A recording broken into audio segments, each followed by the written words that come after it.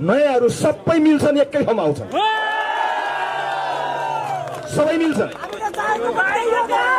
मेरो एउटै शर्त छ, म एउटै शर्त छ मेरो, म एउटा चुनावका लागि राजनीतिमा आएको होइन, म एउटा पुस्ताका लागि राजनीतिमा आएको।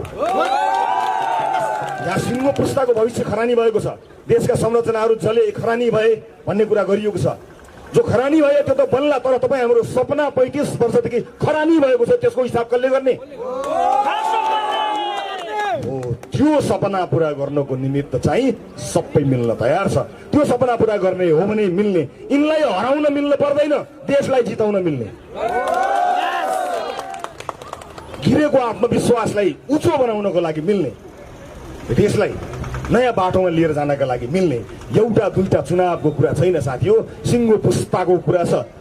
साना साना बालबालिकाको मैले कुराकानी गरेको छु, ती बालबालिकाको मात्र होइन, यो देशमा जन्मन बाँकी रहेका बालबालिकाको भविष्य पनि तपाईँ हाम्रो हातमा आएको छ। कति जिम्मेवार हुनुपर्छ होला सोचिहेर्नुहोस् त, त्यति जिम्मेवार हुने हो।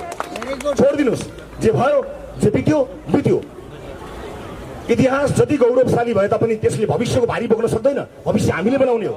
इतिहास तपाईँले गर्नुभयो, धन्यवाद। थानकोमा बस्नुहोस् है, थानकोमा बस्नुहोस्, थानकोमा बस्नुहोस्।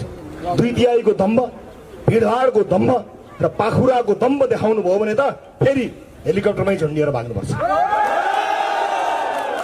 तर नयाँ पुस्ताको आवाजलाई सम्मान गरेर, नयाँ पुस्तालाई साथमा लिएर, नयाँ पुस्ताले देखाएको यो विद्रोहको ज्वालालाई सम्झिएर सम्मान गरेर